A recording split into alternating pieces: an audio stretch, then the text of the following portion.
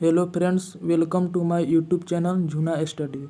तो फ्रेंड्स, आज हम पढ़ेंगे ज्योग्राफी का एक महत्वपूर्ण टॉपिक भारत की मिट्टी के बारे में, जिसे अक्सर प्रतियोगिता परीक्षाओं में एक क्वेश्चन देखने को मिलता है। तो चलिए वीडियो को स्टार्ट करते हैं। तो फ्रेंड्स, सबसे पहले यह भारत की मिट्टी के अध्ययन के विज्ञान को मृदा विज्ञान या पेडोलॉजी कहा जाता है। भारतीय कृषि अनुसंधान परिषद ने भारत की मिट्टियों को 8 वर्गों में विभाजित किया है, जो निम्न है। फर्स्ट में जलोढ़ मिट्टी। यह नदियों द्वारा लाई गई मिट्टी है। इस मिट्टी में पोटास की बहुलता होती है, लेकिन नाइट्रोजन, फास्फोरस एवं ह्यूमस की कमी होती है। यह भारत की सबसे उपजाऊ मृदा है। इसमें धान, गेहूँ, मक्का, तिलहन, दलहन, आलू आदि फसलें उगाई जाती है। यह मिट्टी भारत के लगभग 22% क्षेत्रफल पर पाई जाती है। भारत के संपूर्ण उत्तरी मैदान, तटीय मैदान जलोढ़ मिट्टी से का बना है। यह 2 प्रकार की होती है। फर्स्ट, बांगर और खादर। यानी पुरानी जलोढ़ मिट्टी को क्या कहते हैं? बांगर मिट्टी कहते हैं, और नई जलोढ़ मिट्टी को खादर मिट्टी कहते हैं। जलोढ़ मिट्टी उर्वरता के दृष्टिकोण से काफ़ी अच्छी मानी जाती है। दूसरी का नंबर है काली मिट्टी या ब्लैक सॉइल।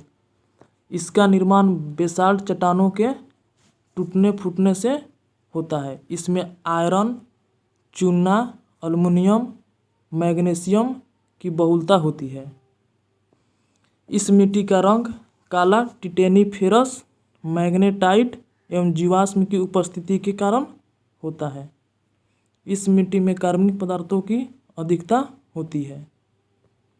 इस मिट्टी को रेगूर मिट्टी के नाम से भी जाना जाता है। यानी इस मिट्टी को किस नाम से जाना जाता है? रेगूर मिट्टी के नाम से भी जाना जाता है।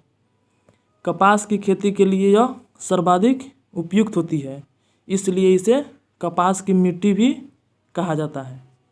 अन्य फसलों में यानी कपास के अलावा काली मिट्टी में कौन कौन फसलें उगती है? तो गेहूँ, ज्वार, बाजरा आदि को उगाया जाता है।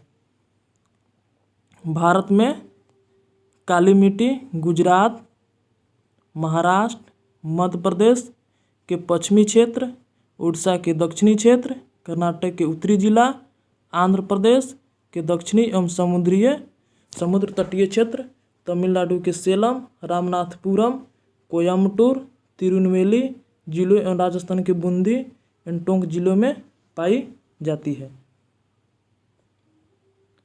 तीसरी का नंबर पर है लाल मिट्टी यानी रेड सॉइल। यह काफ़ी महत्वपूर्ण है और इससे क्वेश्चन बहुत ज़्यादा पूछे जाते हैं एग्जाम में। इसका निर्माण जलवायु परिवर्तन के परिणाम स्वरूप रवेदार कायांतरित शैलों के विघटन एवं वियोजन से होता है। इस मिट्टी में सिलिका एवं आयरन की बहुलता होती है।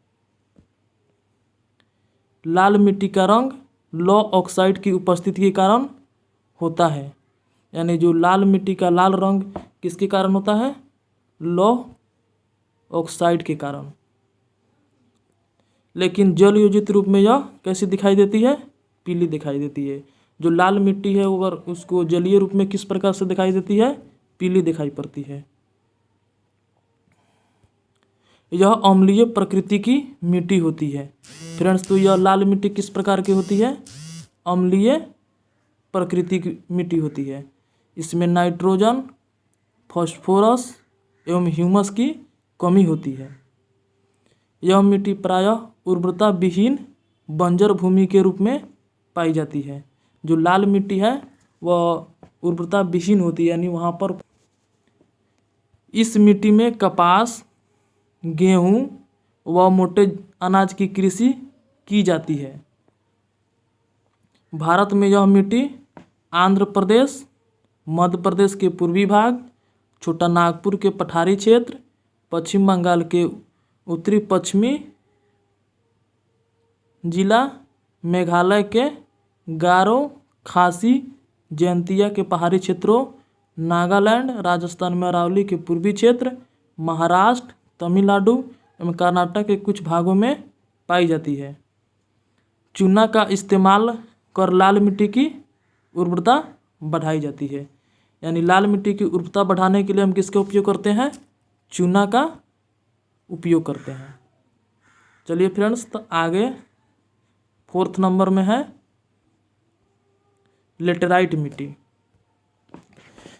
इसका निर्माण मानसून जलवायु की आर्द्रता एवं शुष्कता के क्रमिक परिवर्तन के परिणामस्वरूप विशिष्ट परिस्थितियों में होता है।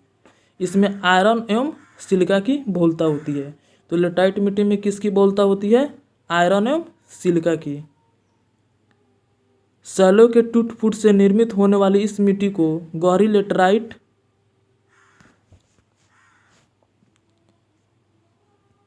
इस मिट्टी को क्या कहते हैं? गहरी लेटेराइट, सफ़ेद लेटेराइट, भूमिगत जलवायु लेटेराइट में वर्गीकृत किया जाता है।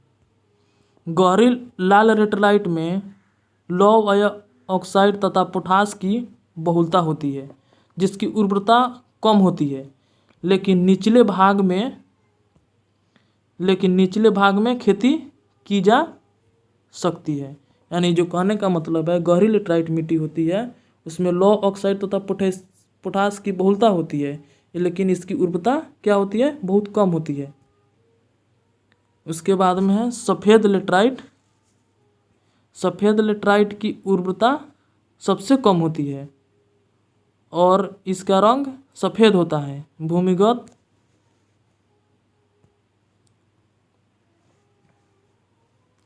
भूमिगत जलवायु लेटेराइट काफ़ी उपजाऊ होती है, क्योंकि वर्षकाल में लौह ऑक्साइड के साथ घुलकर नीचे चले जाते हैं। और सबसे महत्वपूर्ण क्वेश्चन ये बनता है कि लेटेराइट मिट्टी में किस किस की फसलें उगाई जाती है? तो इसमें चाय, इलायची, काजू की खेती के लिए सर्वाधिक उपयुक्त मानी जाती है। इस नोट में है, इसको फ्रेंड्स ध्यान देकर आप लोग छोड़िएगा नहीं, इसको भी पढ़ना है। तो यहाँ नोट में लिखा हुआ है, देश में मृदा अपरदन व उसके दुष्परिणामों पर नियंत्रण हेतु केंद्रीय मृदा संरक्षण बोर्ड का गठन कब किया गया है? तो 1953 में।